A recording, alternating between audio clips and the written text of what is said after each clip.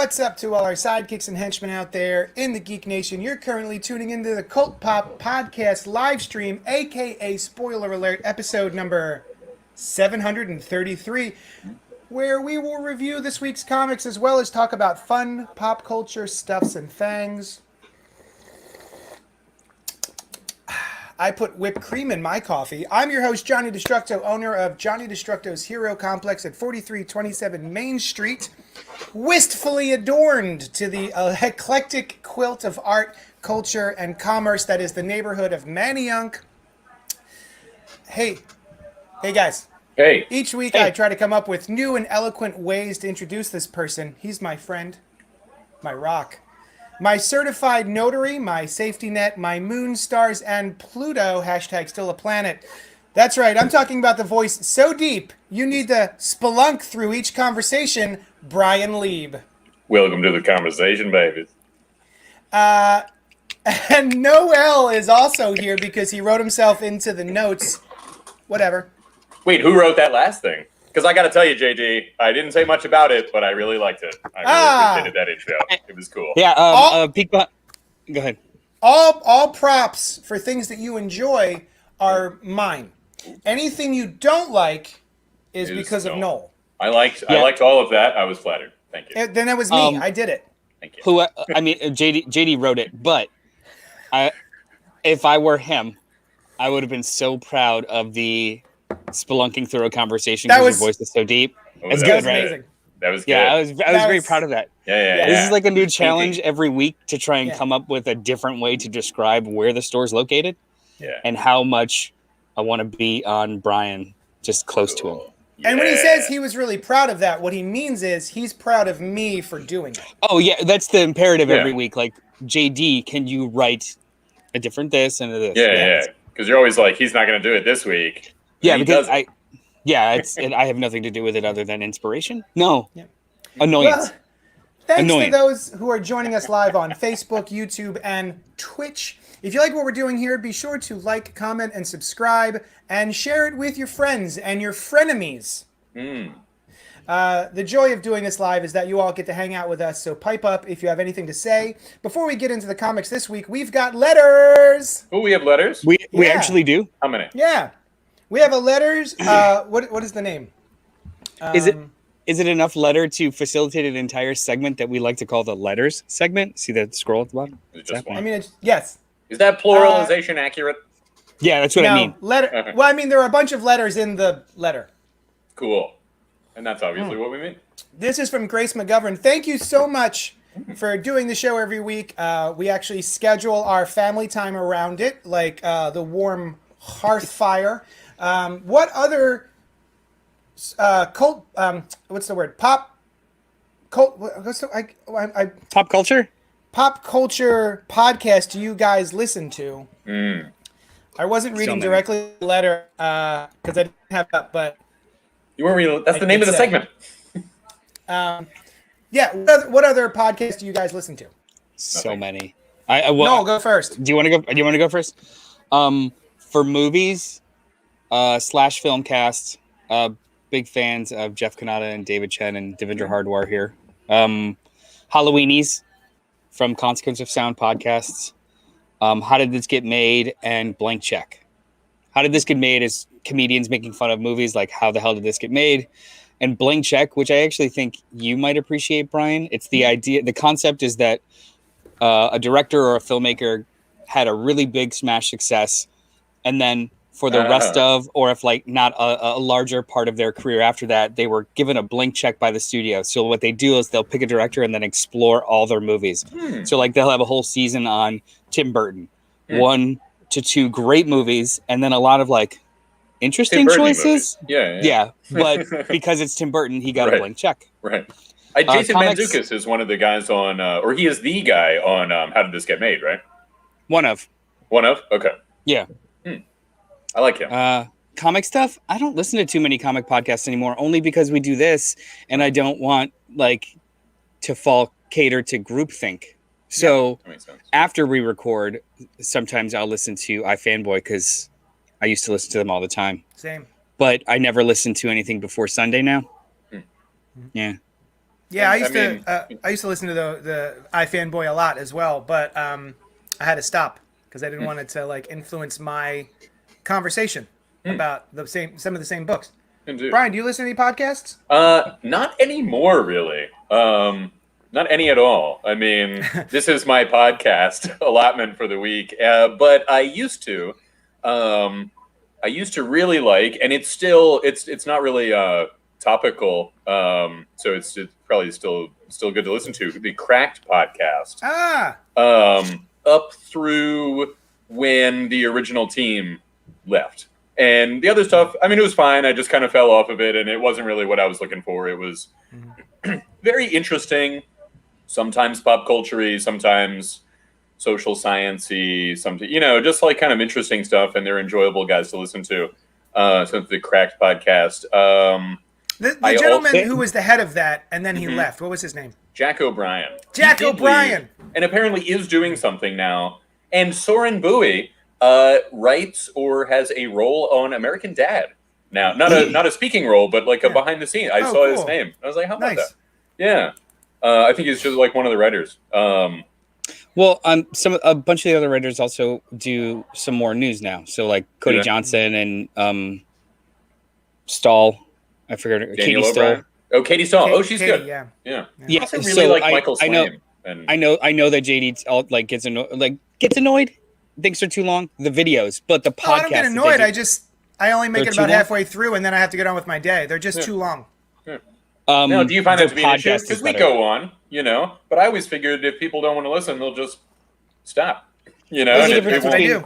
Yeah. There's a difference between passive listening and like actually being attentive to a video for 35 to 45 minutes. I do not passively listen to anything while I'm working. That makes sense. And the other one, JD, I believe you introduced me to this, was We Have Concerns. Hey! Years ago, which is Jeff Kanata and... who's that other guy? Alex Albrecht? Maybe.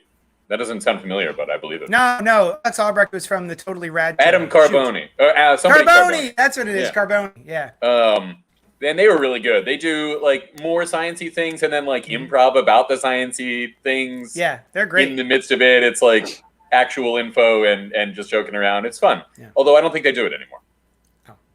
Yeah, they stopped a while ago. Yeah. I also listen to the Halloweenies Podcast because I'm a big horror fan. And right now they've done the they started with the Halloween franchise of all the films. They do a deep 2-hour to 3-hour dive on each of the Halloween films. And then once that season was over, they went on to do Friday the 13th, Nightmare on Elm Street, and now they're on the Scream franchise. So I started that yesterday. I just like revisiting my old favorite slasher films and then listening to that podcast. I hear there's a Futurama one a friend of mine has recommended multiple times, and he's like, it's great. The even if you haven't seen, I'm a pimp for the Halloweenies, even if you haven't seen or really care about those franchises too much, because I haven't seen all the Halloween movies. I don't want to see all the Halloween movies, but the 5 or 6 core cast members are just so entertaining. But then also they segment every single aspect of the movie making, and dedicate time to each one. So even if you're just interested in movie making processes and actors and film scores and really deep dives, super interesting. Indeed. It's really entertaining. Sweet. Say, guys, before we move on, assuming that we were about to, can I mention Robert Monroe Jr. Last week we had a comment of his up on the screen, and so I saw his icon a little larger. And then after the show, I was like, I kind of registered what it was. It is from a very cool comic, an old sci-fi comic. So I just wanted to give mention to Robert Monroe Jr.'s Avatar. What sci-fi comic? I thought you were going to give us the answer. I will. I don't remember the name of it, but that's not the most important part. It is a commentary on racism, and it is an anti-racist thing. It had some difficulty getting published, as I recall. I don't remember the exact story, but the deal is that there is this spaceman. He's like... Wait, before you keep going. Yeah. But in what? Is it EC? Is it? Yeah, it was probably Strange EC. Adventures. Oh, okay. I don't know what it was. Okay. Yeah, one of those deals. Yeah. and he's a spaceman, and he's going. The whole story sets up like it's just this sci-fi kind of thing, and then the conclusion to this is, which was coming anyway, but is now longer. Oh, see, you made it longer. Is that he takes his helmet off, and he is a black man. And the fact that he is an astronaut, like that was the stunning twist at the time, which luckily wouldn't be a stunning twist today. Well, spoiler alert. Jeez. Yeah, well, that's the name of the show. Oh, it is. Let's talk about the next comic. Rorschach, number 7 from DC Comics by Tom King and Jorge Fornes. Here's the solicitation. I'll read it to you now. Will Myerson might have been the creator of Punctious Pirate, the most popular comic in history, before he put on the Rorschach mask and tried to kill a would-be president. But he's not the only artist who worked on the character. Other artists fell under Will's influence, and now, all these years later, his more renowned acolyte has fallen sway to Laura, the number 1 Myerson superfan. Is it possible she influenced another comic book legend into playing vigilante? The key here is the tape the detective is trying to decipher, the one with the seance that has been haunting him since the very first issue. All this and a cameo by Dr. Manhattan to boot. Ooh. I was behind on this, and I did not care about any of the issues leading up to here. Like, the first issue I really didn't care about, but then each subsequent issue I was like, oh, that's a little bit more interesting. And each issue is getting a little bit more engaging for me personally. And this new one, I caught up. I read the last 3 issues, and I read this last one, and I went, what the really? Okay. There was a special guest star in this one that I did not see coming, and Noel was like, make sure you read this before it gets spoiled for you. And I was like, all right, I guess I'll fucking read it. Was it Otto Binder? Was that who you were? I was Otto Binder, the incredibly well-known inker from like the 1940s. He co-created Captain Marvel, I think. Ah, yeah, he's a real dude. I was trying to tell JD, pretty much all of them are real dudes except Will Myerson. He's the only one that's the fictional character. So when I saw this new character in this issue, I was very surprised, pleasantly so. At first I was like, I don't know how I feel about this, but then the more I read it, the more I was like, okay, this kind of makes sense. Noel and I had a previous conversation about this. What did you think? Noel? Well, are we spoiling it? No. Okay. All okay. right. So overall, the series, I enjoyed it from jump, but when I realized that it wasn't going to be about Rorschach and really about the detective uncovering a clue per issue, so it is a 12-month long deep dive of a detective through a case, and that's super fascinating to me. And the pacing is so incredibly well done, and Jorge Fornes' art is awesome. So the more and more it's becoming not about the Watchmen characters, the more and more I'm enjoying it. Yeah. So it's just been getting better and better for me, and I love this series. I have no idea where it's going, and this issue is an indication of, like, another indication of that. So a real the cameo character in this was jarring. It was jarring at first, and my first gut reaction was like, this masturbatory bullshit. But then as I kept reading it, I was like, there are real people in this world. This is the real world. Robert Redford's the president. Like, this is just an alternate version of reality. And it stands to reason that this human being would have their own, like, not everyone is fake at all. So, like, the idea of plotting this in as a part of the story in the comic book world, I was like, oh yeah, great. And it's also starting to dawn on me that not only is this series like a love letter to the Charleston character or just Watchmen in general, it's also a love letter to the comic book industry, because there's a lot of ciphers for comic books in the 40s, 50s, 60s, 70s, and 80s that they're peeling back, and people's belief in them and how dangerous or hopeful that could be. And like they take the superhero trope and they turn it into pirates. So in this version of reality, pirate comics were the prevalent and the most popular, not stupid idiots with capes. Right, because they had superheroes too. Like they were, That's true. Yeah, if you have, you live in a world with actual superheroes. Yeah, like let me get those pirates. Right. That didn't occur to me, right? And me either until just now. But everyone saw the Amazing Fantasy 15 cover. Yes, yeah, of course. Yeah, with the exact wording. Yeah, the idea too now, like it even not improves. It doesn't, like, nothing will improve or detract, but it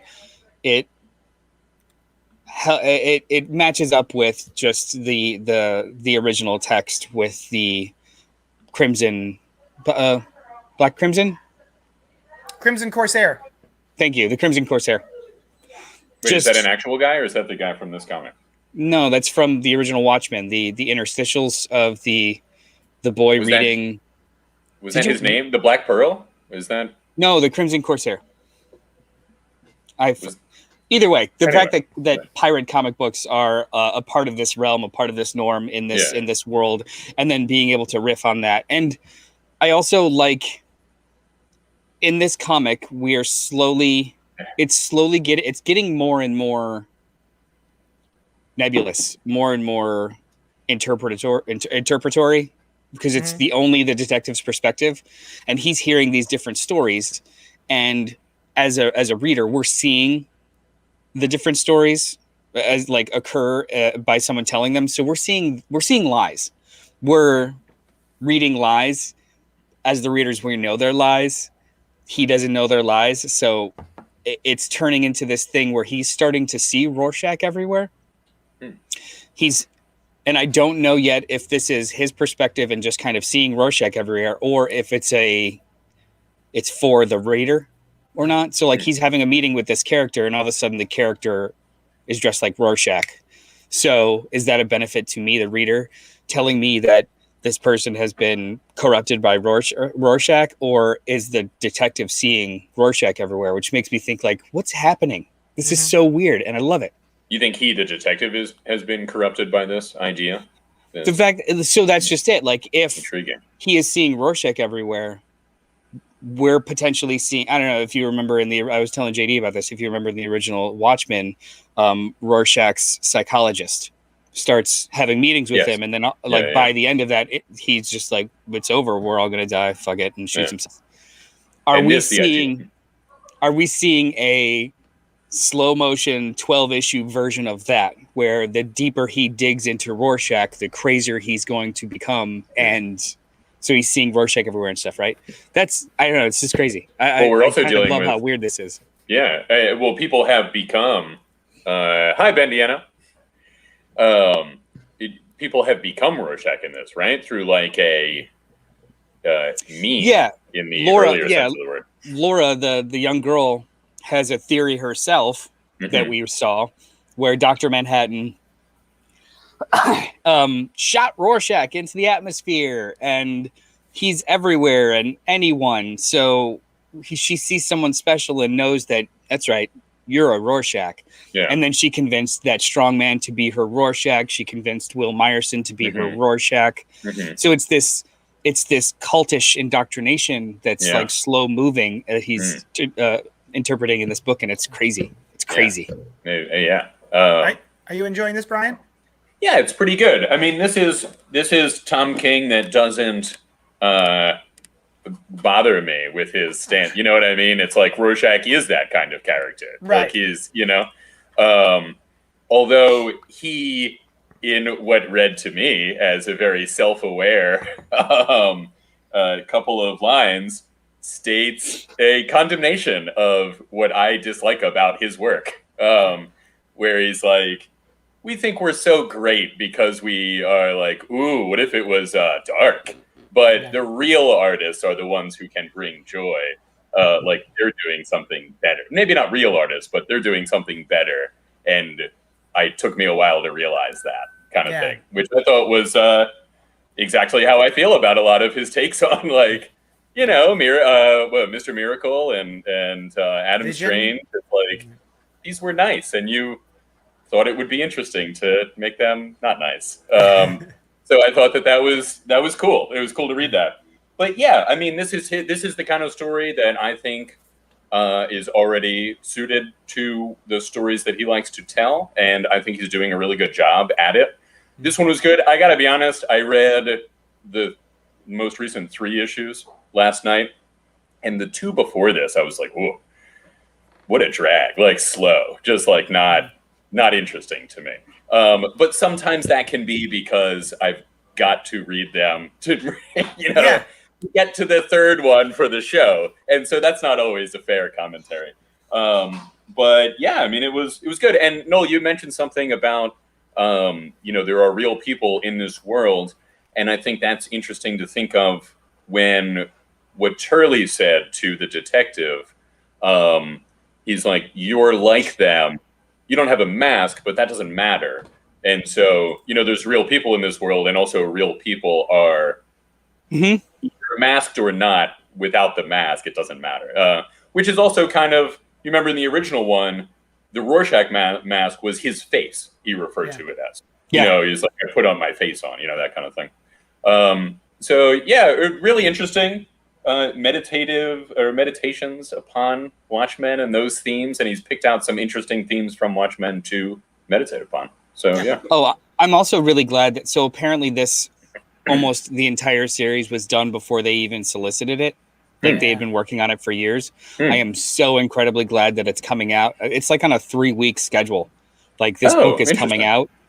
And I'm glad, because if there were long periods of time between issues, this is such a dense kind of intricate, like you said, it's a slow paced book. If there was a 6-month wait between books, like we're used to with all Watchmen, anything, then I don't think this would be as successful for me. This would have been a wait for trade, fuck the world. For sure.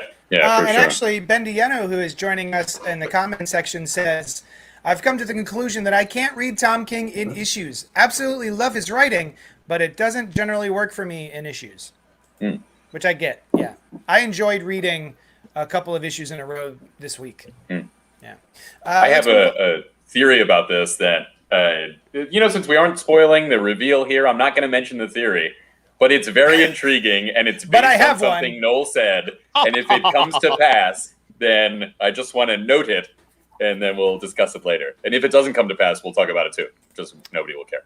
All right. Home number 1 from Image Comics, from Julio Anta and Anna Weschik. When a young boy is torn away from his mother while seeking asylum at the U.S. border, something begins to change in him. And it isn't just the trauma, anxiety, and guilt you'd expect. He doesn't know it yet, but it's the onset of superhuman abilities that will change his life forever. So, this comic book is very much in the realm of the real world, featuring quotes from the previous president, and it deals directly with, children in cages at the border being separated from their families. And I've seen a lot of people upset about this online, usually people who go, Obama built those cages! For some reason, I don't know, they think that's important. Like, it's just an article about a comic and about a thing that's actually currently happening. Right. Which they actually mention in the comic, that they existed before, and now something is different. Yeah. Explicitly in it. Prying their, what is it? No, what is that called? No, no tolerance, zero tolerance? No, zero tolerance, and they, just separate children from their families. As a deterrent. Yeah. But the art in this was pretty interesting. As far as setting up a real-world superhero situation, I think it's kind of interesting. It really reminds me of Magneto and how his powers manifested at the during the Holocaust, being separated from his family. So in the movies, though, only, right? Is that only in the movies? Yeah, he's not even. They've since retconned. He is a survivor of the Holocaust. Oh yeah. Yeah. Do you have extra things on or your Wi-Fi near you? That's in the private chat for you. Yeah, I read it out loud. I know. I didn't realize that was only for the movies, but it is part of current continuity in Marvel. Yeah, I think it really works. I just... Well, what did you think of this issue? Very, very well done. Very difficult to read because of the things that it is discussing that are difficult to experience and then to read about them. I'm sure. I found myself some of the worse or crueler seeming things wondering, is that real? And I don't know all of the ins and outs of it. I assume that they are. You know, like they're not allowed to hug each other. The kids in cages. I don't know that's real, but my God, this cruelty.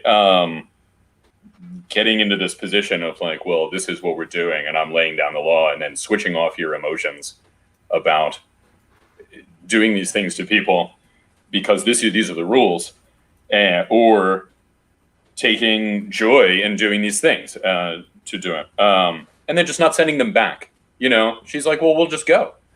You know, if you, it's that I don't understand. Just letting them leave. Right. Go home. Just send them home. Right. If they don't want to be here and they don't want to be separated from their family, okay, send them home. Right. But they were coming to do a legal thing. Yeah. Like they're asking for asylum. They're not trying to sneak in, which I probably wouldn't agree that that's a problem either. But they're not even doing that. Like they are asking for asylum. Just say no and turn them away. But they don't want to. They want it as a deterrent. They want to. I don't think they want people here legally either. You know what I mean? It's a decidedly cruel response to something. That's my like opinion purposely. As well. Exactly. Yeah. Right. When I read through this, there was a couple of exchanges that were they seemingly so over the top that I was like, it almost took me out because I'm like, no one's that big of an asshole. But then I stopped myself. I was like, no, these are like actual accounts, and this is actual shit that was said, and great. I mean, the no hugging thing for me. This is real. That's real. Like, why? I know for a fact that's real. I believe it. I mean, I believed it before, and I obviously believe you. But it's like, why? What is that preventing? What is that doing other than to make their experience worse and potentially do damage to them forever? You have to understand too that the mentality or the rules at these places were not put in place by child psychologists who understand the necessities they're detention centers. Sure. These are people that are used to dealing with murderers and like you have a hammer every they're just problem. Prison guards. Like exactly. You have a hammer every guard's a nail. Yeah. I also really liked this as much as you can like this. Right. I didn't love the art at all times. So a lot of the facial acting was fantastic, and you really whether they were speaking. There was a couple of scenes in here that didn't need dialogue because the facial acting was so great. But there were a couple times in the wider shots or in full body scenes where sometimes the proportions seemed a little off, or they stopped with details in arms and hands, and it was there was focuses, but it didn't feel consistent throughout the whole issue. Everyone seems a little squat, I noticed. It was a little too squishy. And a book like this, a story like this, to me would have benefited a little bit more from starkness, from explicit starkness in the art. But it didn't deter overall. This was a phenomenal issue. Maybe it's I think the art was pretty interesting looking. Yeah, I agree. The way that they render his abilities, I think, is pretty cool too. They're like kind of glowy sort of thing. Glowy hands, I mean, not that we haven't all seen glowy stuff in comics before. I just think it's very well done. You're talking about the cruelty of the people who are running this detention center, and just looking whenever Image posts an article about this particular comic and looking at the comments that are underneath, I am not surprised. We have quotes in here. We talk about they're the people who set this particular thing up, or at least used it in this particular fashion currently, is that they're illegal immigrants who prey on the innocent, quote unquote. These so-called parents use children as human pawns, a way to get preferential treatment when they arrive at the border. And also, he was telling people that the only folks coming over from Mexico are the rapists and murderers. So, the fact that these people are in these cages and being treated like this, set up by a man who... There was another part of that express too, these points of views on these people. What's that? Yeah. The one from that quote that stood out to me, the one, but all Americans are hurt by the uncontrolled illegal migration of cold-blooded criminals. These are now, this is uncontrolled illegal migration of cold-blooded criminals, and juxtaposing it to the, mother-son journey to safety over top of it, which is, I assume, more often than reality than not, Yeah. So this was heartbreaking, but I think overall a story that needs to be told. I'm glad they're telling it. They did a similar thing in the last season of Orange is the New Black, which surprised me, and I thought that was really cool too. I didn't watch past like season 3 of that show. I didn't. When did it end? Finished it up 2 years ago. I also didn't realize that.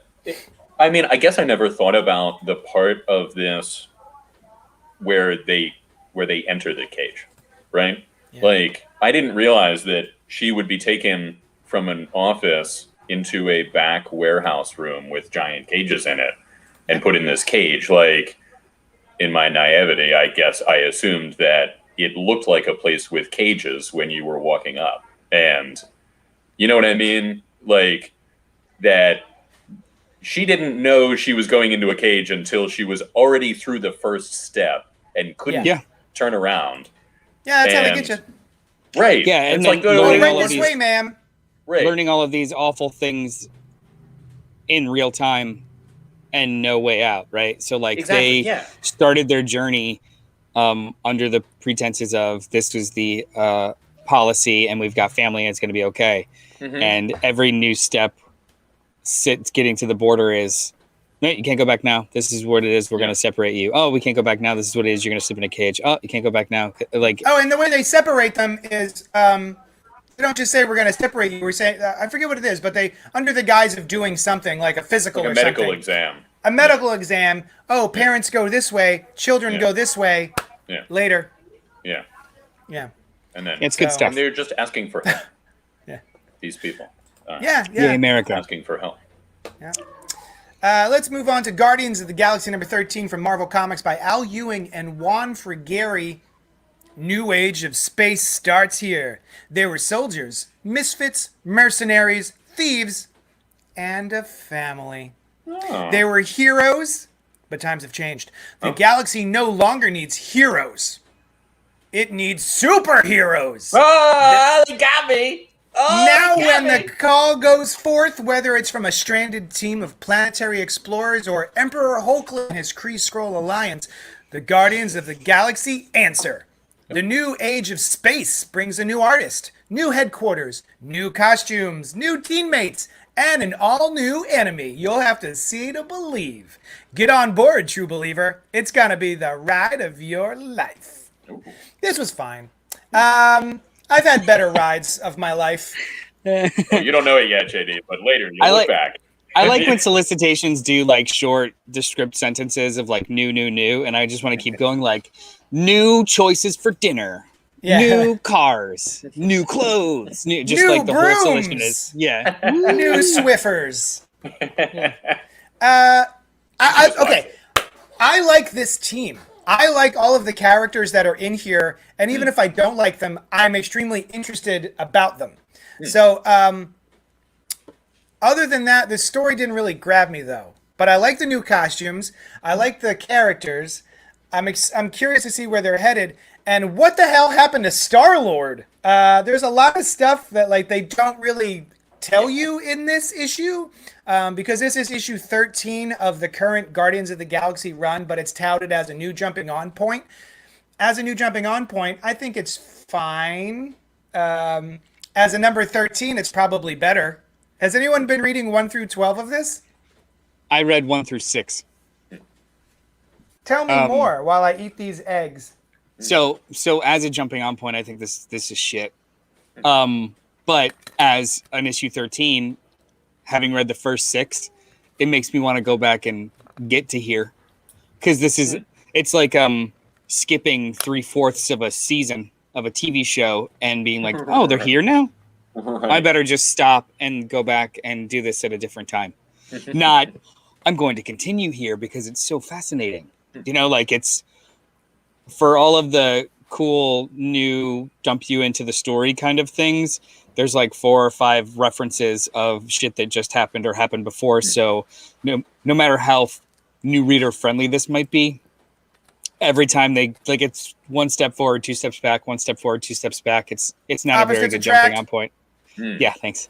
It's not a very good jumping on point. However, that first trade, phenomenal. I was so surprised how good it was. And I just didn't read the second one to get me to this point. But, I mean, is there a spoiler for something that happened 8 issues ago?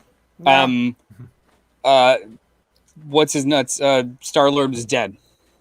Oh. He was at the end of the first arc. He was he sacrificed himself, and he was blown up in like a big black hole wormhole thing. Obviously, something transpired in the last like 7 issues to where I think he'd been lost somewhere for hundreds and hundreds of years and had many, many different lives. So he's back as this completely different person, you know, had a family, had a husband, had a wife, had the whole nine, like has lived hundreds and hundreds of lives and years. That's the only thing I know about it. So he comes back. For them, it's just been like a couple months. Gamora's like, why don't you come back to bed, brah? And he's like mourning lifetimes. Yeah. Which is cool, but I kind of want to see that. I like. Yeah. I'd rather I'm sure go they'd back be and happy see to. that. I mean, that's our own fault for jumping on. Right. Like, I mean, this was pushed as a like jump on point, hard. So the more I look about it, or the more I think about it and look at it, though, that seems to just be in the solicits. And then I see on the like catch of the previously on page, it says 13, we're superheroes. And then I look at the cover, and on the cover, it says 13, we're superheroes. Like, it states on the cover even more than usual. The every issue of this run has a quote. Well, no, I mean more the number 13 being the case. Like, they really, it's like they go out of their way more than usual to let you know. No, it's not. Now, all that being said, I've always loved the Guardians of the Galaxy. I love the future version. I love this version. I know who these guys are. I've read enough comics from issue 287 or whatever to just be fine. As you know, as you guys have too. But I enjoyed it. I felt it very similarly to how you did, JD. Like, what got me to get this it wasn't this cover. I got a variant, and I was like, ooh, everyone on this cover is cool. It was like Quasar, Phyla-Vell, Novo's there, Super Skrull. I was on board. There's a lot of like specific character stuff with even some of the people that you mentioned that are not addressed. Not that they need to be addressed, but they're just not like, so that's not Phyla-Vell. That's a Phyla-Vell from a different universe where everyone's superheroes, and her Moondragon is actually an amalgam of 2 different Moondragons, one that died, one that's from the super. There's a lot of like intricate shit with this team. Looked like that or was around. But there's a lot of intricate shit with this team. This is a very dense book. Yeah. But again, I'm interested to find all this stuff out. Yeah, this is a great primer for, I should go back. There you go. I want to keep going forward. It's more like I need to fill in the gaps. Which maybe in a trade-focused economy that they're looking at is not so bad for them. Oh, these guys look really cool, these progenitors. But for being an 8x8 threat to Hala, they all get taken out pretty easily, right? You know, they're like, oh my god, these progenitors. And then each one is taken out by a single Guardian of the Galaxy with no delay. I think that's the stakes building. So like the Guardians now, especially in the last like year or so, they're very much not the ragtag team anymore. They're filling in the space left by the Nova Corps. They're living up to the name. It's not. Is the Nova Corps gone again? They've been gone for a while. I'm glad that Richard Rider is back, though. Quite a long while. Yeah. So it's they haven't like said it explicitly, but like the roster keeps growing and the threats keep getting bigger. The Guardians of the Galaxy are going to literally, like you said, JD, live up to the name.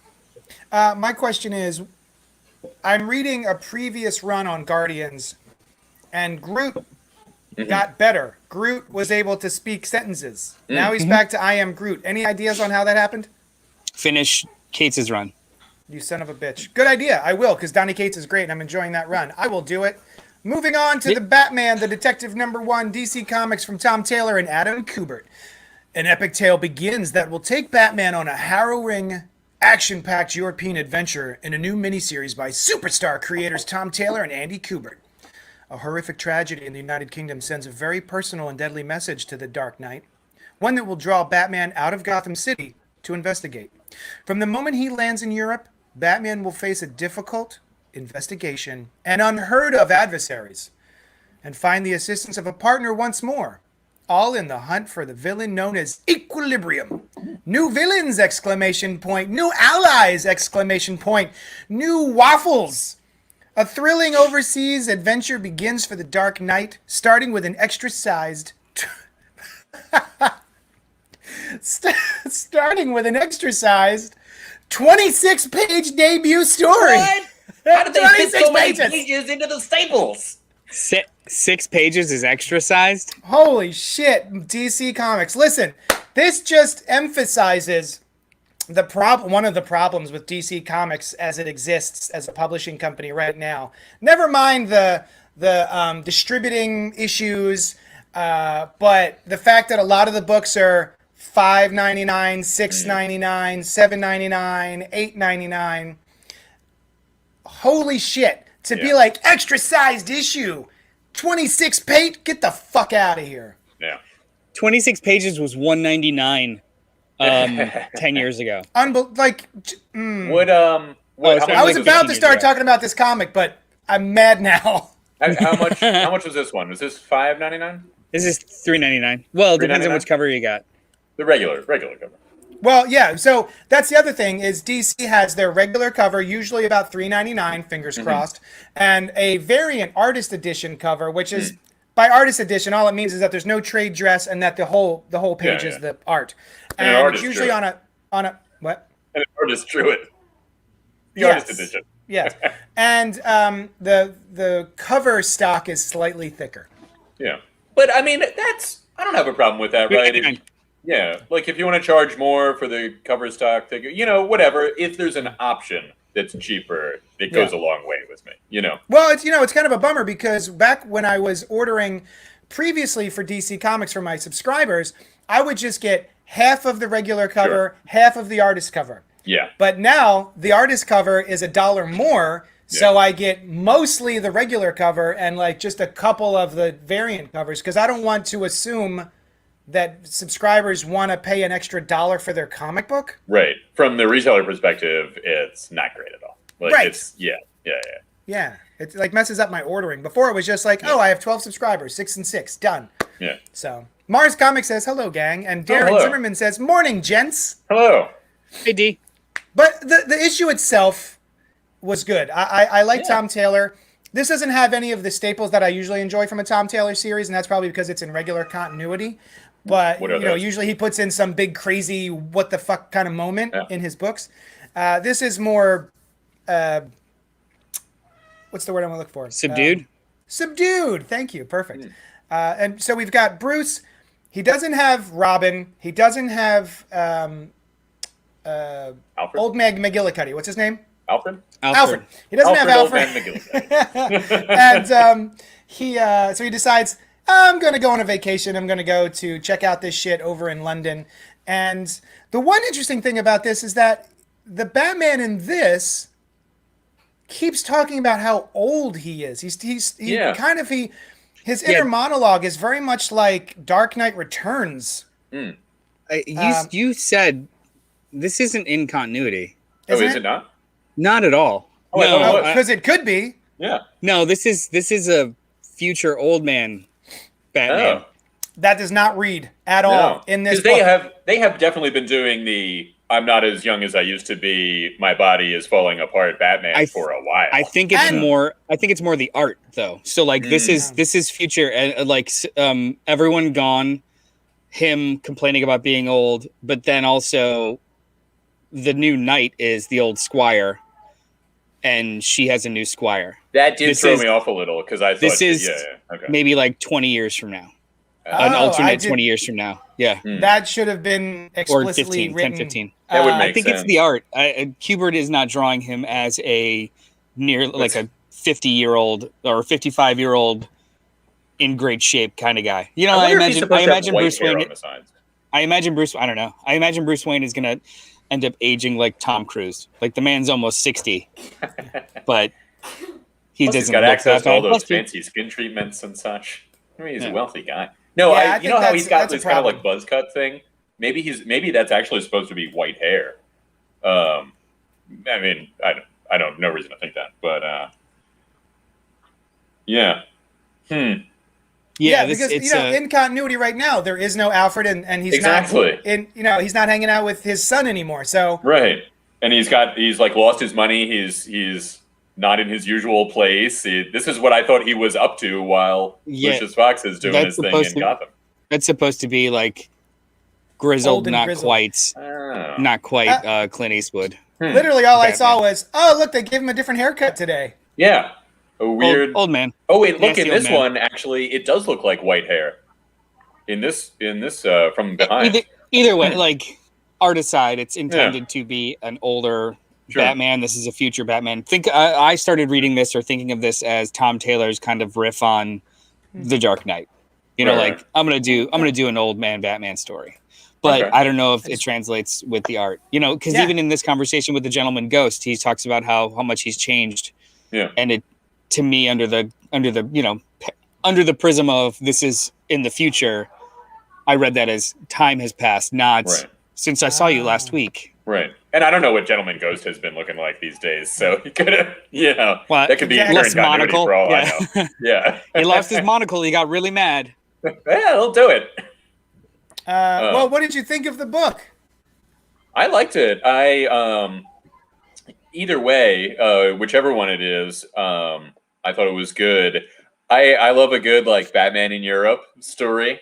Those are always fun. Where he goes out. I like this kind of costume change is cool too. It gives you a very, why would he need to change his costume? Because he goes to Europe, but he does it, and it looks cool. I thought it was fun. I thought it was a fun story, a fun Batman story. Also, Squire, doesn't she have superpowers? No. Oh, no. Not that I remember. Okay, or maybe she got and lost them or something. Who knows? I don't know. Okay, fair enough. I read Squire passively once in Morrison's run over 10 years ago. So I don't. That's about where I'm at. But they were like Superman in Gotham kind of for a little bit. But anyway, so it was good. I was a little disappointed, but knowing that it's in the future has made me change my mind a bit about the reason for the whole thing. I don't know. Maybe it's just because I've seen it before. I'm looking up because you guys are like, I have this.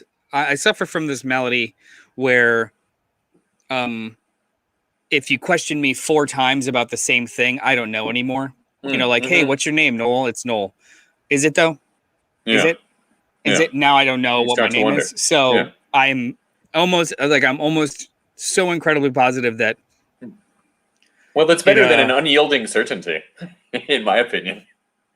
But now that you've said it, it makes sense. The whole thing with him, the reason for everything that is happening being to even the scales is definitely something I've read before, but that doesn't necessarily make it bad. I was just like a little underwhelmed by that being the reason, but it doesn't matter too much to the way the story plays out, at least so far. And it being older, it looks good. Yes, you did.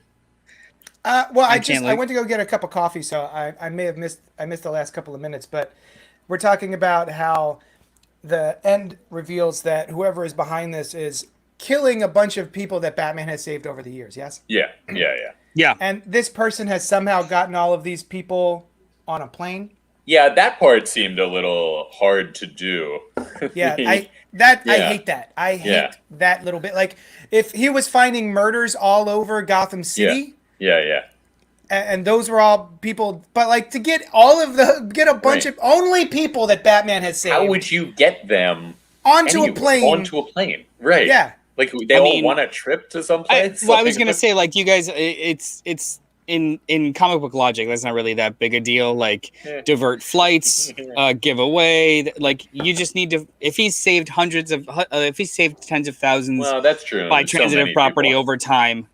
147 is pretty easy, especially all coming from one city to one destination. Like, From how many Gotham. flights out of Gotham go to like, they bumped two guys. It wasn't that bad. Already, Yeah. it was mostly people that Batman had saved. Yeah, that wasn't too. And also, too, maybe the Equilibrium gang fudges the numbers a little bit. Oh, this is the son of somebody he saved, so it's fine. They were born after. Hey. Yeah, that didn't bother me too much. It was I did thematically like the idea of earlier in the issue he had the conversation with himself about he can't actually stop crime, he can't do anything. All he can do is save a life. He has saved lives.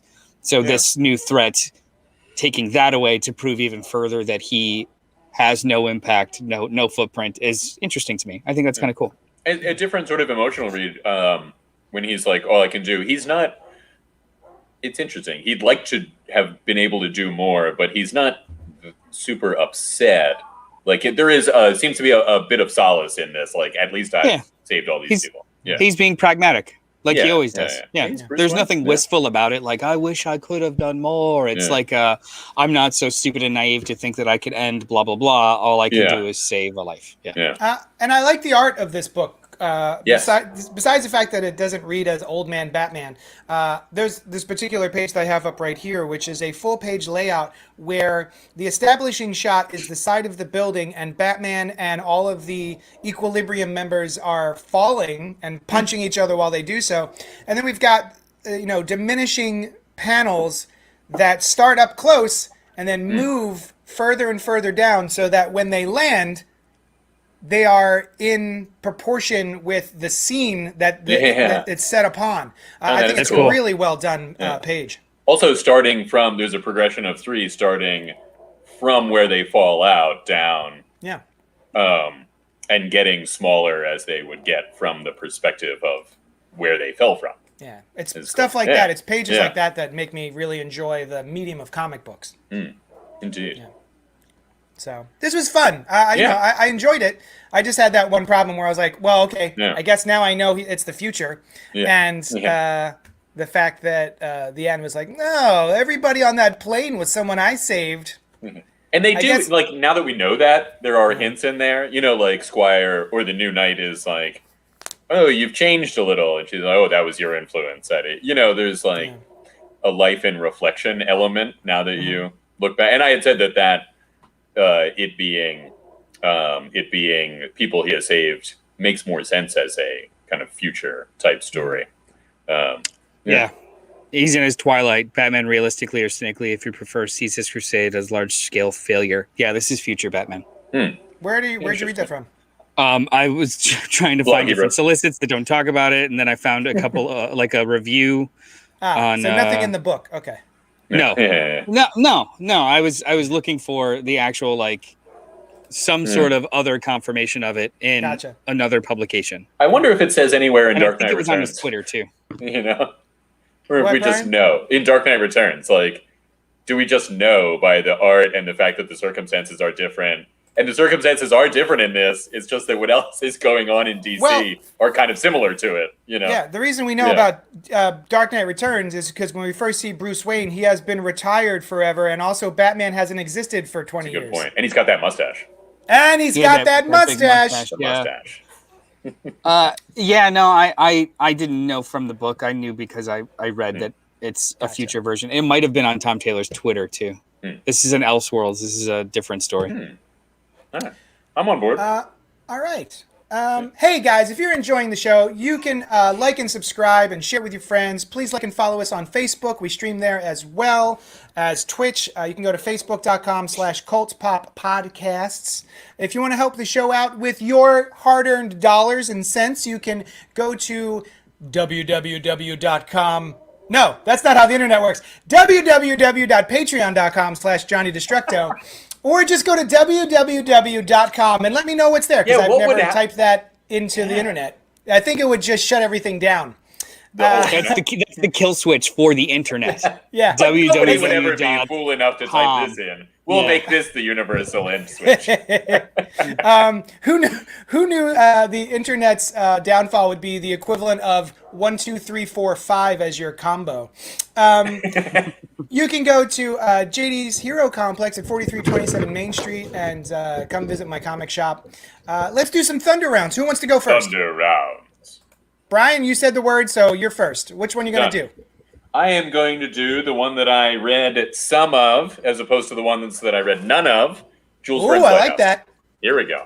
All right, I'm going to put 60 seconds on your clock. Let me know when you're ready. I am ready now. All right, 60 seconds and go. Here it goes. This was like an exposition factory in the beginning of this book. So, it's based on something written by Jules Verne, which I ended up looking up a little bit. Is it based on something or is it just a general feel? And I think it is this story that Verne wrote that takes place on a lighthouse on Earth. And even though Verne wrote some of the earliest sci-fi, I don't think that story was, but this one is like a sci-fi adaptation of that. And sometimes when you read those kinds of things, the motions of the story and the patterns that it employs, and it can just seem a little dated and not move as you would like them to do, or be more expository or whatever. So I don't know how much of that is Verne and how much of that is the writer of this one. I did not get that far. Shut up. Done. Yeah. That was. I mean, it did. Have we? Okay. What? I like. You didn't talk about the Not book much. yet. No, not much. But I feel like that's a is that a microcosm of what it was like to try and read that this was my issue? impression of the book. There you go. Perfect. Maybe it gets better after the first 6 or 7 pages. I don't know. All right. I'm going to do a Thunder Round. Thunder Round. For Nonstop Spider-Man #2 by Joe Kelly and Chris Baccello, I'm going to give my... Oh, you have I'll it? do it. Great. I'll do it for you. For you. Oh, for me, he'll do it. And are you ready? Ready. And go. All right, so I really enjoyed this second issue of Nonstop Spider-Man. The Joe Kelly writing is kind of fun and snappy, and it really is what the title says. It is nonstop. All of the panel layouts are at like a 30-degree angle. Everything is very off-kilter and strange from the artist Chris Baccello. Normally, I do not really like his style, but I think it really works well here. And we have some drugs that take the intelligence from the people who take them and give them to other people. They like broadcast brain matter to other folks to make them smarter. And so we're dealing with really, really smart villains, quote unquote. And there's also an element of racism to it, because a lot of the people who are having the pills given to them are people of color who are really intelligent. And then bad things happen because they're taking this drug. I think this is off to a great start. I'm really excited about it, and it's a much different experience. If you're not enjoying Nick Spencer's Amazing Spider-Man, this is the opposite of that. ASM is kind of slow. Round. There you go. And ASM, it's no action, right? It's just kind of like in a coffee shop at the library. It's basically Stop Spider-Man. Yeah. It's just Stop napping Spider-Man. Yeah. Noel, are you going to do a Thunder Round? Thunder Round. You're going to have to wait 2 seconds. I didn't use my... Wait 2 seconds. Waiting. Vamp, guys. I'm sorry. I'm having technical issues because of the Yeah, here we so go. So, Brian, you know what? I was watching speaking of mustaches, we were talking about Bruce Wayne's mustache. We were watching Falcon and the Winter Soldier last night, and I kept looking at Anthony Mackie's mustache. And I was like, it's so interesting that he like shaves his mustache down so far down from his nose, and he just kind of has this little John Waters mustache across, like a pencil mustache, and then it goes down, and he's just got a goatee. Sure. And I thought, I wonder why he does that, and then I had a revelation. This may not be why Anthony Mackie does this, but I constantly have like my mustache hair curls up into the nose. It tickles my nose something fierce, I'll tell you. Sure. So I actually paused the show while I was watching it with my wife, and I ran it upstairs, and I trimmed my mustache down from my nose ever so slightly. Yeah. which and I you think that your mustache hairs tickle Anthony Mackie's nose, and that's why he trims his mustache. I think it's more of a style choice. be. As somebody with a full mustache, all you need is a comb. And No, I have a comb, but literally the top one's Mine just sometimes, you cut any stragglers and you just use a comb for the rest. Now it could be having also to actually like pencil thin shave it. That's a style choice, not like a practical thing. See, I just brought it down ever so slightly. It's good. Is it working out? It's great. See, now when I first grew, and this could be also like maybe it just doesn't come in that much up there. Probably not. But when I was first growing my goatee years and years ago, right on the sides, very, very light, barely came in, and it was years before it came in full. And so I would shave like a little gap between the mustache and the bottom part, and then down under here, and it was because it was straggler, but it gave it this distinctive shape, and I liked it, and so I was down with it. Maybe it's something like that. I just don't groom. My head hair does not connect to my beard hair, so I've got like a gap there. I can't do like proper mutton chops, so I have to grow my hair a little longer. Oh, I got you. I mean, I've never noticed in person, and I notice all the time, and I want to be like, oh, but I don't. But now, I appreciate your friendship, Noel, and the fact that you let that slide every time you see me. Exactly. You don't sing. Now that we're in public and live, I just want to let everyone know that I feel bad for you. Thank you. You should. And I deserve your pity. Your follicular challenges. Follicular? Follicular challenges. I'm good now. So that's why I wasn't doing the timers, and I completely forgot. When the timer goes off, it immediately takes up my headphones for the buzzer, and it drops off stream, so I can't hear anything you guys are saying. So I don't do timers anymore. Sorry. Okay. Gotcha. No, it's all good. Well, I'll do your timer. Sure. Timer. Let me know when you're ready. What book you doing? I'm going to do Joker #1 by James Tinney in the fourth. Why not number 2? Number 2. I mean, Joker #2. I'm going to talk about number 1 and then 2. So this is a 4-minute, 1-minute timer. And go. All right, and go. So I was not interested in this book from Jump because I don't really care for the Joker as a character all too much, especially if you're going to focus on him. But it was a nice surprise after the first issue to realize that this is actually like a Jim Gordon book, and this just is an extension of that. It continues the story, and it's nice. Jim Gordon has to reconcile with Batman, as well as reveal to his daughter he knows that she's Batgirl and Oracle, Batcat.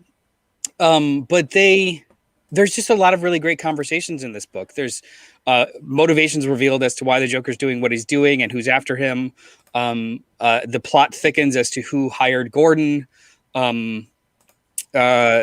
Gordon has a really wonderful conversation with his daughter about what he knows and how he knows it, and then she calls him to the carpet about what he plans on doing, and he makes a deal with her that doesn't make it completely. It keeps stakes on. Well, we know that Gordon's. Shut up.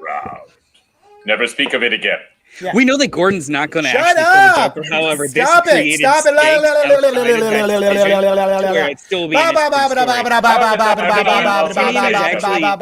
something more interesting here than I think he's doing it in the past. I was in a club one Friday. A lovely lady comes walking my way. She walked up and she said hello. I said hi. My name is Joe. Oh, are you done, Noel? Are you done, Joe? God damn it! How did he know? Did he just figure it out because he's Jim Gordon? Makes sense. So Ben Diano says, "This is why I love this podcast, comic books and mustaches." Thanks, Ben. Hey, when we were vamping, I actually had something to talk about. Could I give a quick plug to a backdoor pilot that really surprised me? Yeah, it's a guy that flies into your asshole.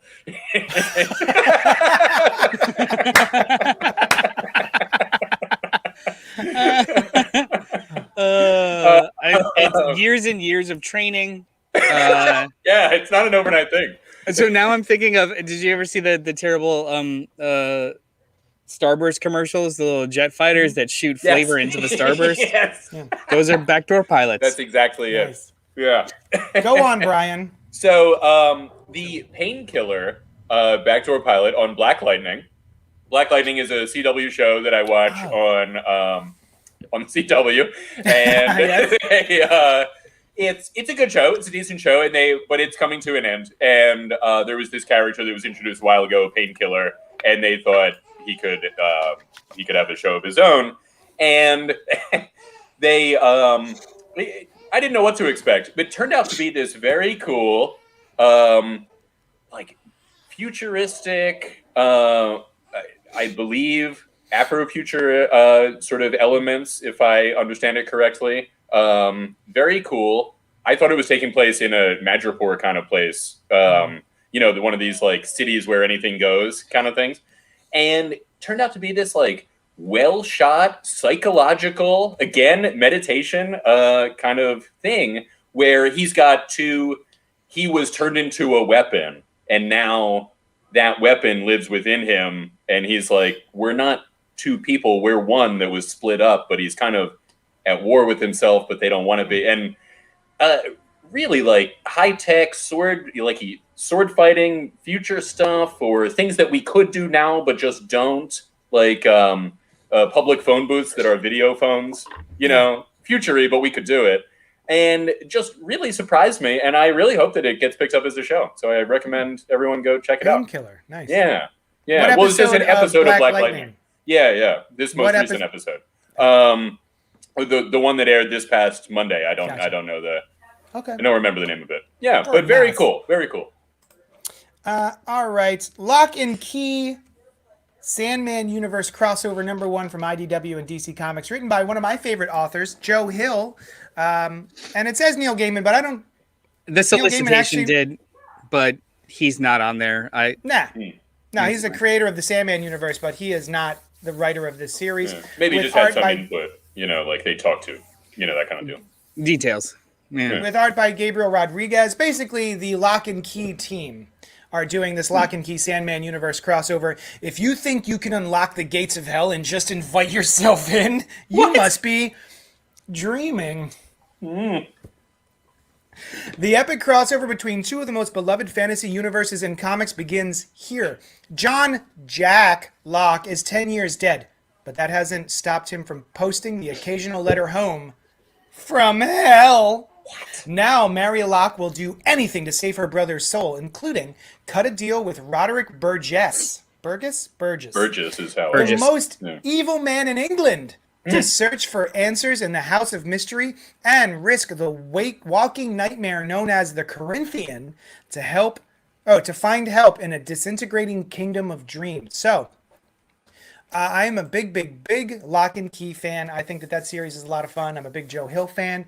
I am a kind of fan of Sandman. I've read the first 4 volumes and haven't really kept up with it.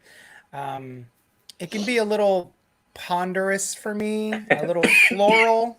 But I was really curious to see how this was going to go. So the setup is, if you haven't read Lock and Key in Pale Battalions Go, the 3-issue miniseries that just finished, that leads directly into the events here. And we have something that takes place in the 20s, Brian? Yeah, it seems 20s-ish. It's definitely. I think that was World War I that they were talking about. In the intro, it actually says it's 10 years past Pale Battalion. So that was in the early. It was during World War I. So this would be the 20s. Yeah. Nice. And in Sandman continuity, it takes place. It's a prequel to the Sandman issue 1, where Morpheus is still bound by the most evil man in just England. There's none. There's other more evil people elsewhere. So there's a most evil competition per continent, and he is just England. He watched out. Yep. So I thought this was pretty interesting. This is not a book that I would give to anybody. I think you need to have some Sandman experience and some Lock and Key experience. Would you agree, Brian? I didn't feel like I needed more Lock and Key experience than I had, which is essentially 0. We read that one thing, which was like such a minor offshoot for the podcast, and you have that key from Lock and Key in your shop, and I've seen it there, and those are and it's cool, but that's it. But again, like we were talking about with Guardians of the Galaxy, like, I've read a lot of comics. I've read a lot of stories like this. I didn't feel like I was lost so much as there's stuff that I don't know about or whatever. And I have all the Sandman experience, I think, that you can attain. And so that part I can't answer. Oh, very cool. I like the style of Lock and Key. I like the look of it and the look of the keys. And man, when she gives away that key, I'm like, oh, it doesn't seem like something you should do with that key. Right, yeah. You know? Like, why don't you take him on the trip and ask for to use those things? She gives him the anywhere key, which is you can just put a key into a door, Yeah. think about a location, any other door anywhere, and it will take you there. Yeah. Did And she she's have like, any way to like call it back to her or anything? No, I don't. Nothing I'm aware of. And she even says, dialogue, she even says, she's like, well, hopefully he'll come back before I have to go home. Like, even if he intends to, you just send him to Egypt. Like, he's like a 10-year-old boy. So, go ahead. Oh, I'm somewhere in between you guys. I read the first trade of Lock and Key, and I've read everything or a lot of things around a Sandman except Sandman because it's I have hesitation diving into it because it's so much. I have it. It's ready. I just don't. We've discussed too, Noel, so I've got Sandman right there. We've discussed how the covers can be a little off-putting, right? They look like the style of comic I hate that art. You're not interested in. And At all. Exactly. Like, I wouldn't want to see that on the insides.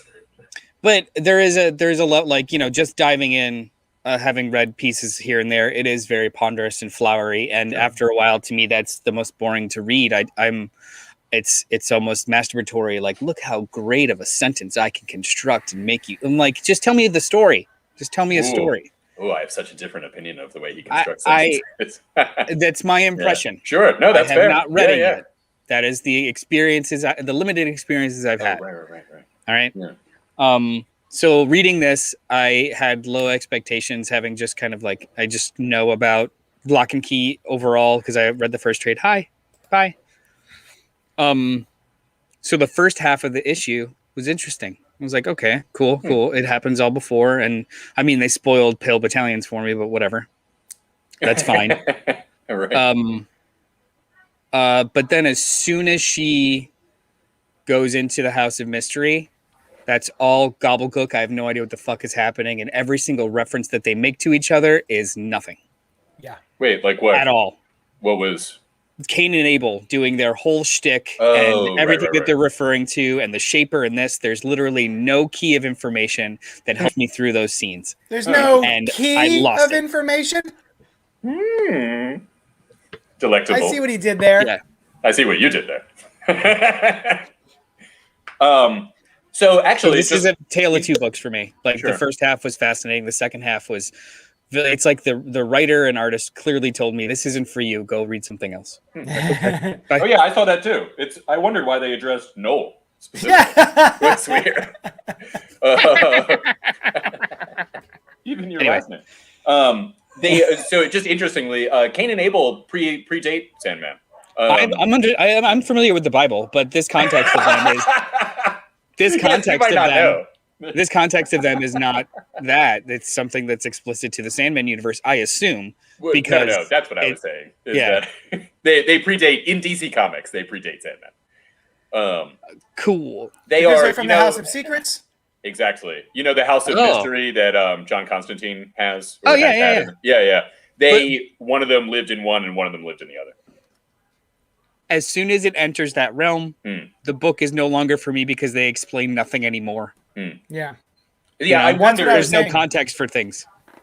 Yeah, I wondered how much when you see Brute and Glob there, which we're looking at on the screen, the spherical guy and the big brutish guy, right? And I wondered, does it matter if you know who these guys are? So if I was reading a story and these two characters showed up in some, like, it reminds me of the movie Labyrinth. You know what I mean? Like, there's just two weird guys there. Yeah. And I know that they play a role in Sandman, but does it matter? And, for you guys, it did. This is a perfect scene that you're showing because there are 1, 2, 3, 4, 5, like 5 or 6 visual references with absolutely no, like, context for me. So that's telling me that maybe this means somebody to someone that's really steeped, but here it's just... Well, flowery. I think you could also look what at does it, it you know, mean? if you're a new reader and you don't know any of these characters, I think it could also just be she's in a dream realm. Right. Nothing has to make sense. It's all Right. just a bunch of different strange things that she's seeing in Sure. in this dream realm. You know what I mean? Right, You don't right. actually Sure, have to but- know but any of these references. But I know by the title that these are two specific IPs that are merging in a way, so you don't read it with that, or at least I can't read it with that complete blindness of take it away for me. You know what I mean? Like they're putting things in the panels for specific reasons or for specific callbacks or member berries, and it doesn't hit on me because I don't know what those are. Not even in context of the story. If she's just passing them by, you know, they don't show anything else in the background. It's just a man hanging and then a troll holding up a bridge. Is that supposed to be something? Because there's nothing else in the background. Do you know what I mean? Like just in general?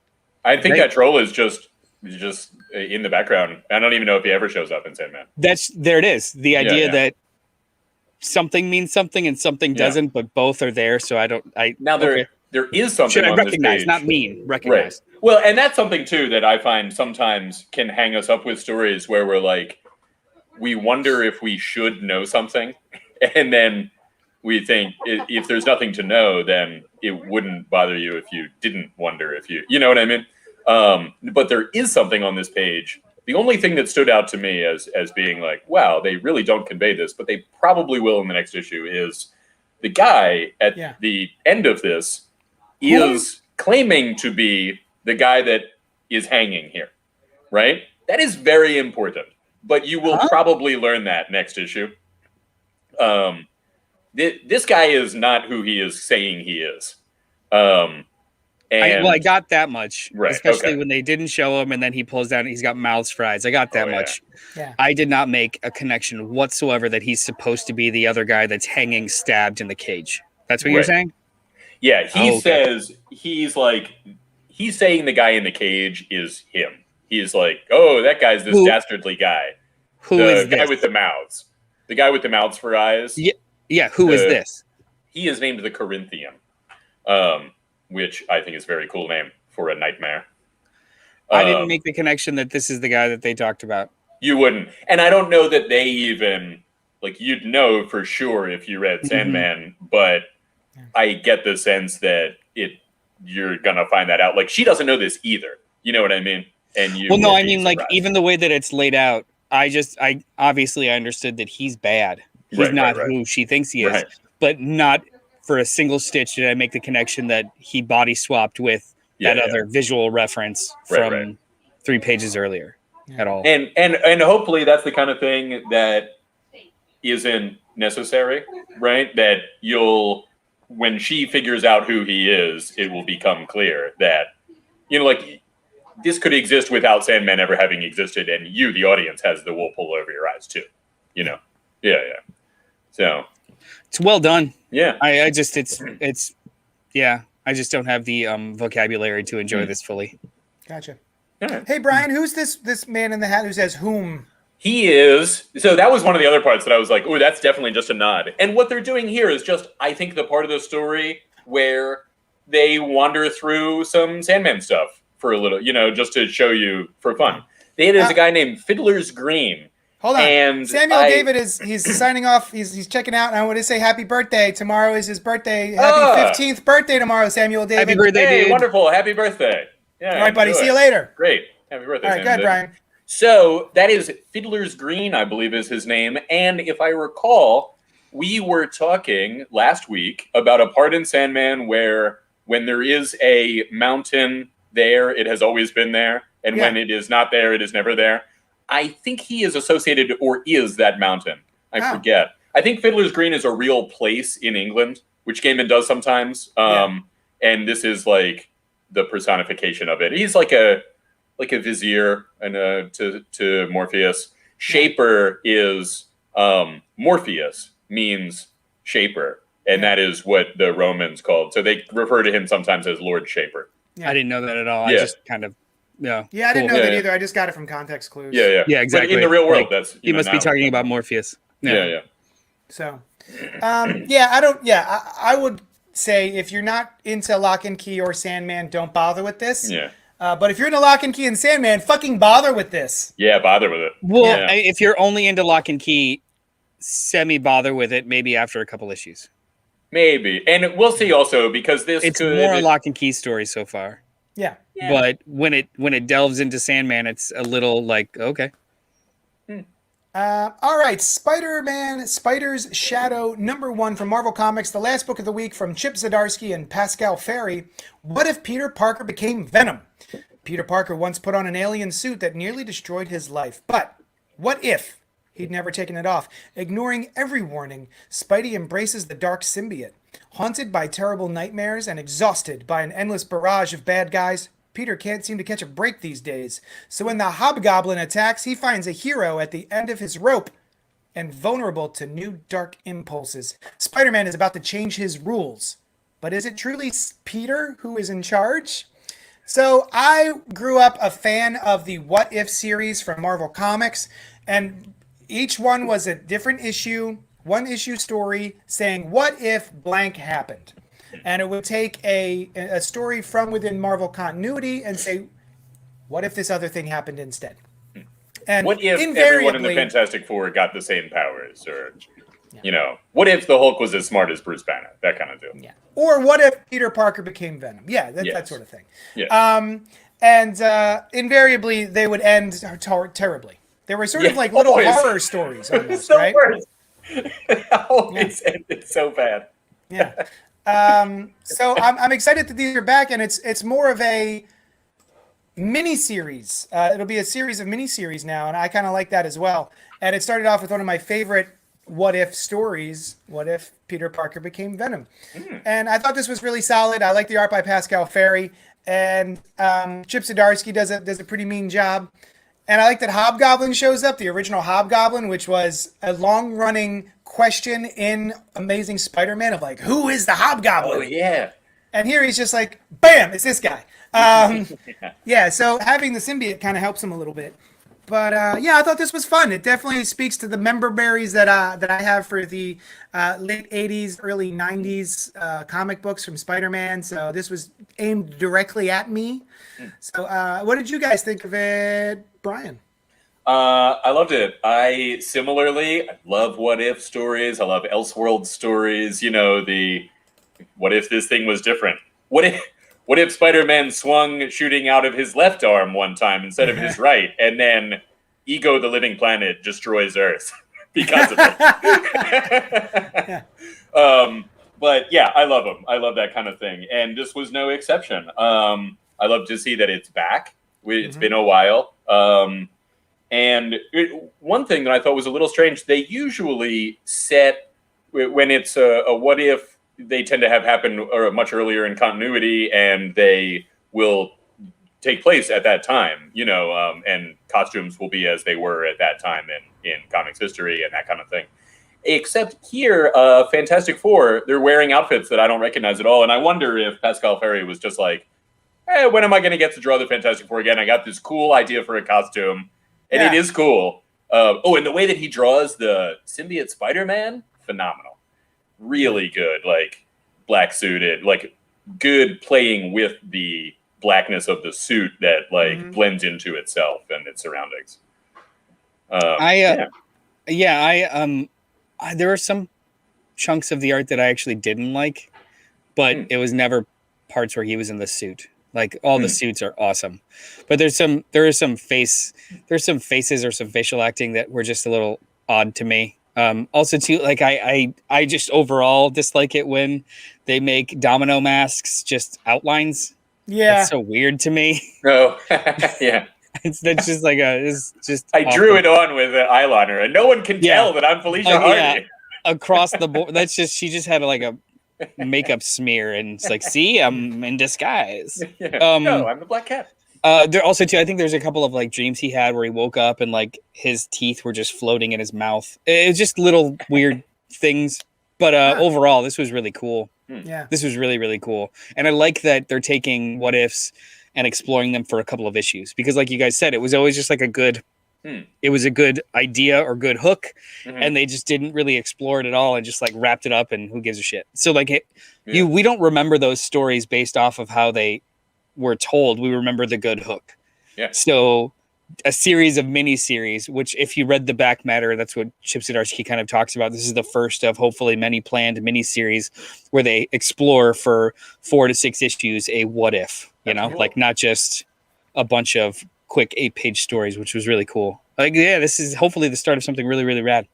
Ooh, the way that he draws webs too, you've been flipping through, Jay, Oh, yeah. is really good. They're like black outlines around white, which blend just like his costume. Yeah. So that's a digital art phenomenon where basically what he's doing is he's got his most of his inks on separate layers, and the webs themselves are on a layer on top of all the other layers. And so what he does is he's able to add, when he's putting his pen to the digital paper and he makes a stroke in white ink, there is an outline already on the layer itself. So wherever you put white, it will automatically put a thin black line around it. Cool.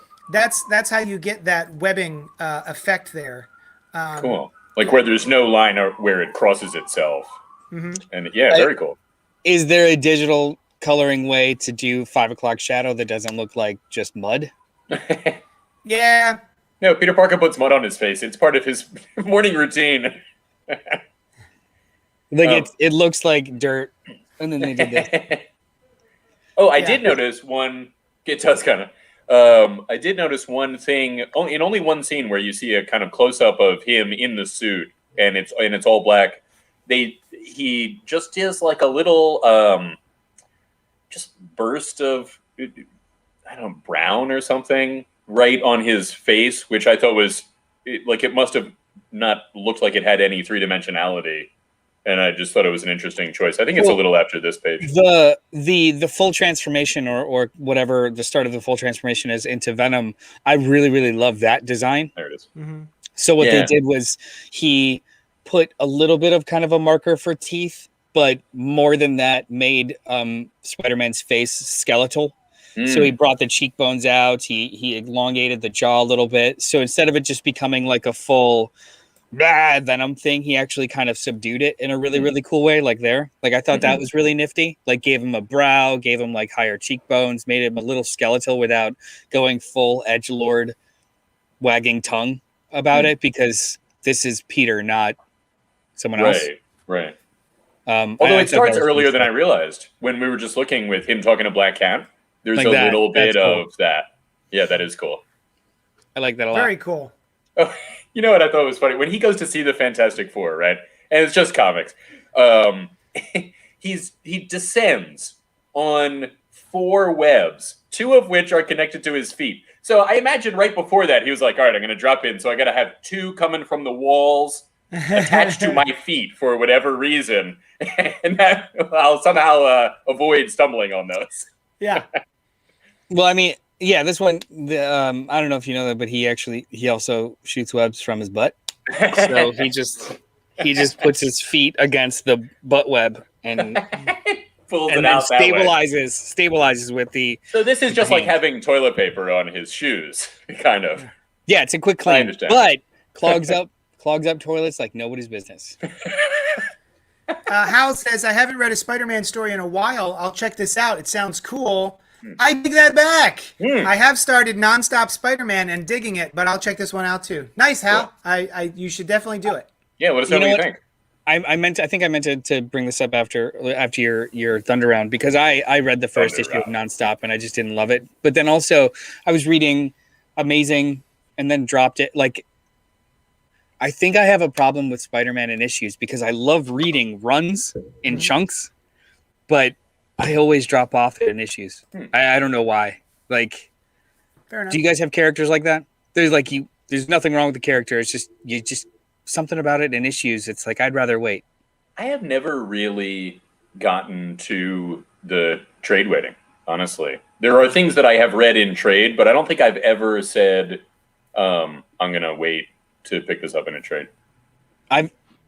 It's not that simple. Okay. It's not, prefer this in trades. It's I'm reading it in issues, and more it keeps falling to the bottom of my stack to the point where I completely lost the thread and was like, you know what, I'll wait to read these. I don't know why. Like, it's not I only prefer it in trades. It's I usually like for some reason Spider-Man issues just fall to the bottom. However, when I finally do read them all in chunks, they're fucking great, and I love them. You know, it's interesting because I have sort of a weekly issues. I can't do it. I don't know why. Yeah. One of the things this was years ago, and I love Spider-Man, and I never had a problem with the frequency of issues. But then when Amazing came out 3 times a month, it was like, I like all of these. For some reason, this is making me not read these issues. And then that was when I stopped reading Amazing Spider-Man. So it's not exactly the same as your experience, but it's similar. Well, it's not dissimilar because I think I started feeling fatigued around Hunted. Right? It was 10 issues long, but then it was also weekly. Like it was already bi-weekly, but then it ended up being weekly because they had their Point HU issues. So it was like every single week was another Spider-Man story, and I was just like, I mean, I think too much of a good thing is a problem. I want to like take time and not marathon through it. Yeah. So I just ended up falling off because even normally that book is bi-weekly. Like I blinked and it's on issue 45. I'm like, This is a lot. I'm the Spidey guy. Like I have read Amazing Spider-Man since the 80s and I haven't missed many issues. But I agree. You got just one a month is fine. We don't need it. Exactly. 4 issues a month. Which is interesting because DC did weekly series to varying levels of success, but 52 was great. You know, but that was the point because is they were called. They were specifically weekly series. Exactly. Also, it wasn't a weekly series about one person every single week. Right. They had roaming plots, and if you remember, after that they did their Trinity weekly series, and it was only about Batman, Superman, and Wonder Woman, and no one read it. After a while, they just fell off because it became. Which is where the Earth One is supposedly connected to that, but it was so underwhelming. Like, they just dropped that. I feel like the trick to that kind of publishing where it's just all the time needs to be like roaming stories or rotating stories. I think you're right. Not like stretching things out so decompressed with one character that they become fatigued by them. Yeah. Rishav asks, will there be a Spider-Verse? I believe so. Now, he could be talking about 2 different things. I think there is a sequel in the works to that movie, but what I think he's talking about is in the upcoming Spider-Man movie, will they be addressing a Spider-Verse? And it certainly seems like it, but who knows? I don't know. There's a bunch of, what do you call them? Rumors. I mean, Alfred Molina just said who he is playing and all that stuff, you know. Doc Ock? Yeah. Again. Yeah, and they're digitally de-aging him, which seems like they would do if they were placing him from that movie. But, you know, who knows? Oh. I'm curious. I'm certainly excited about it. I just have no idea what they're going to do. That's the fun part. Yeah. All right, guys. Thank you so much for joining us. That is it. Those are the weeks from the book. Oh, my God. That's the weeks books from the book. Week. Our new sign-off. Yeah. You can join us here next Sunday at 10:30 a.m. where we'll do it all over again with all different books. And you can join us Tuesdays at 2:00 p.m. where I do an unboxing at Johnny Destructo's Hero Complex, and I show you all of the new stuff that's coming from the different distributors, comics, statues, trade paperbacks, etc. And you print T-shirts? I print T-shirts. I do custom T-shirts, custom stickers, and all sorts of fun stuff. Very cool. Also, too, like we post stuff along the week. JD did a Thunder Round on this book. Spider Shadow. Yeah, I did. But I also got to record a video about Bad Idea Comics. If no one's heard about them, give that a look. It's very interesting what they're trying to do with their sales model and middling responses. Yeah, it's on the YouTube channel. If you look at CultPop YouTube channel, it's up there now. All right, guys, thank you so much for joining us. Have a great Sunday, and we will talk at you later. Bye.